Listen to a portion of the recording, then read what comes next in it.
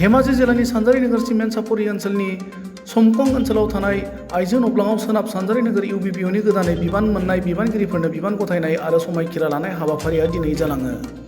थांनाय 11 अक्ट'बर खालाराव सोनाब सानजारि नोगोर दखरा खौसेथि बर' सुबुं आफादनि गोदानै बिबान मोननाय मावफुं आफादनि बिबानगिरिफोरनि समायखिरा लानाय दिनैनि बे हाबाफारियाव धेमाजि जिल्ला खौसेथि बर' सुबुं आफादनि आफादगिरि रातिराम बसुमतारिया गाहाय आलासि महरै बाहागो लादोंमोन। बिथांजों लोगोसे धेमाजि जिल्ला खौसेथि बर' सुबुं आफादनिनो गाहाय नेहाथारि दिपांकर नार्जारि, महेश्वर बसुमतारि, बोसोनगिरि सुकुराम ब्रह्ममोनाबो बाहागो लादोंमोन। गिबियावनो रादाब बुथुमगिरि नोंथांमोननिसिम रोजा रोजा साबायखर बावहरग्रोनाय थाबाय। दिनैनि बे मेलनि गेजेरजोंहाय गोदानै मोननाय बिबानगिरि बिथांमोननो बिबानखौ गथायदों, लोगोसे समायखिरा लाहोदों। दा बेवहायनो आं बुंनो नागिरनाया बेसो जे गोदानै मोननाय बिबानगिरि बिथांमोना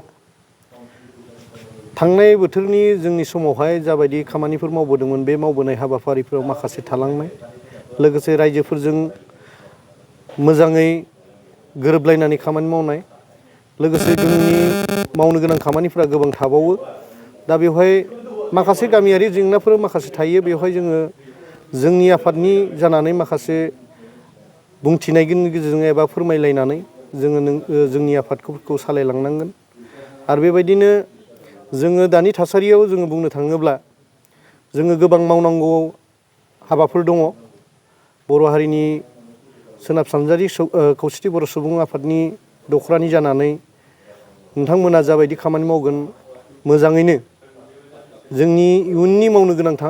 थालांनाय हाबाफारिफोरखौ मोजाङै मावगोन होननानै आङो बिथांमोनखौ नैबे मिडियानि गेजेरजों फोरमायथिदों। लोगोसेनो जोङो मावबोनाय जाखिनि आङो दाजेननायनिफ्रायनो सोनाब सानजारि खौसेथि बर' सुबुं आफाद दखरानि जानानै जोंनि मावनो गोनां हाबाफारिखौ जा मावबोनो हादों, बेखिनिखौ आङो मावदोंमोन। आरो बेवहाय माबाफोर गोरोन्थि जालांदों बा मावनांगौ हाबाफारिफ्रा थालांबावदों, आं बेखौ निस्सय मावजोबलायनोबो हादों होननानै आङो बुंनानै लानो हाया। आं बिनिखायनो दिनैनि बे निउसनि गेजेरजों बा रादाबनि गेजेरजों आं बेखौनो फोरमायगोन, जाहाथे उनाव जोंनिख्रुइ साबसिन हामसिनै मावनानैहाय रायजोनि गेजेराव मोजाङै आब्रुथि गोनाङै खामानिखौ मावलांनो हायो, बेखौ मिजिंथिनानै आं बेखौनो बेबायदि आङो बेखौनो बुंगोन जे जोङो सोलोंथाइनि खेथ्रआव जोङो गोबां मावनांगौ हाबाफारिफोर थांबावो, लोगोसेनो आरो मावबावनांगौ थागोन। मानोना दानि जुगाव जोङो माखासे जोंनि लाइमोन गथ'फोरखौहाय जाबायदि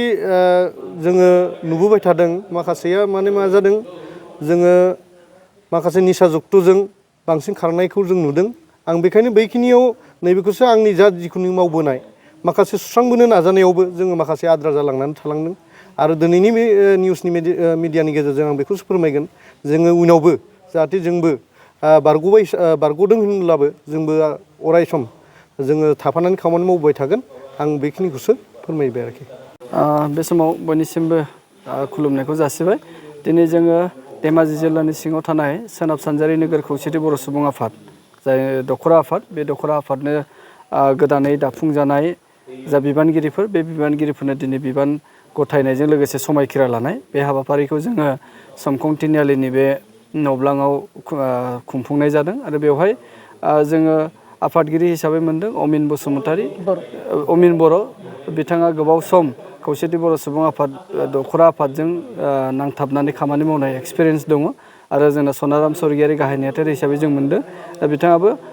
फ्राय 7 बोसोरसो जाबाय दखरा आफादाव नांथाबनानै खामानि मावबाय थानो। दा बेनिखायनो आं आसा खालामदों जोंनि गोदानै दाफुंजानाय जा दखरा आफाद, बे दखरा आफादा फैबाय थानाय समाव जोंनि खौसेथि बर' सुबुं आफादनि थांखि आरो नोजोर बेखौ लानानै हाबा मावलांगोन आरो बेवहाय जाफुंसार जानो हागोनखौ आङो मिजिंथिदों। आरो जोङो जिल्ला खौसेथि बर' सुबुं आफाद जानानै बेखौनो खावलायनो सानदों, जाहाथे जोङो गासै दखरा आफादा जिहेथु गामि लेभेलाव थानानै खामानि मावनांगौ आरो गामियारि सुबुंफोरनि बा बर' हारिनि सुबुंफोरनि माने दुखु खैफोद गासिबावबो जाहाथे बाहागो लायो, गोनां जानाय समफोराव जाहाथे सम बायदियै सौहैयो, रायजोनि डिमान्ड बायदियै जाहाथे खामानि मावो, समनि थिननाय बायदि जाहाथे हाबा मावो, आं बेखौ खावलायदों। जोंनियाव थासारिखौ नोजोर बोनानै जोङो हाबा मावनांगोन। आरो दानि दखरा जा बिबानगिरिफोर, बिथांमोनखौ आङो थासारिजों लोगोसे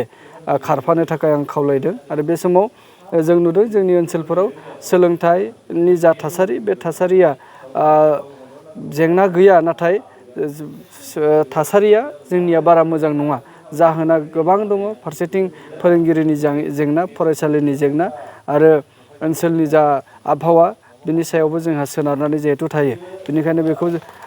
गेबेङै हाबा मावफुंनो हागोनखौ आं मिजिं थिदों आरो आं खावलायनो लुबैदों जिल्ला आफादै जाहाथे मोनफ्रोम दख'राया मोनफ्रोम गामिनि साफ्रोम बर' रायजोजों थोंजोङै लोब्बा लाखिनानै जाहाथे उननि समाव हाबा मावलाङो आं बेखौ बिथांमोननिसिम खावलायबाय बे समाव जोङो धेमाजि जिल्ला खौसेथि बर' सुबुं आफादाबो देग्लाय टार्मिनेटिं इयार बे टार्मिनेटिं इयाराव जोङो गगामुग दख'रानि सिङाव थानाय नोलोबारि हालामाव जोङो डिसेम्बर दाननि 16 आरो 17 खालाराव साननैनि हाबाफारिजों जों बेवहाय हाबाफारिखौ लादों आरो बेवहाय जों थोंजोङै डेलिगेटनि सायाव बेस खालामगोन जिहेतु गोदान मावफुं आफाद दागोन जिल्ला आफादाबो बेवहाय जोंनि दानि मावबाय थानाय सानैसो बिबानगिरि बिथांमोना बायदिसिना गावसोरनि पार्सनेल जाहोननि थाखाय सम होनो हायाखै आरो बेफोरखौ लानानै जों सोलाय सोल' एसे एनै खालामगोन दा बेवहाय जोंहा जोंनि इसुसनि सायाव सावरायनांगौ दं बुंनो थाङोब्ला बर' कसारि अनसाय गाव हायुङारि खुंथायनि गामि फोसावनाय बियाब दाफुंनाय बे गासै हाबाफारिखौ जों मावनांगौ आरो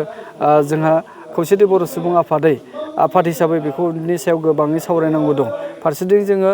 गेलेनाय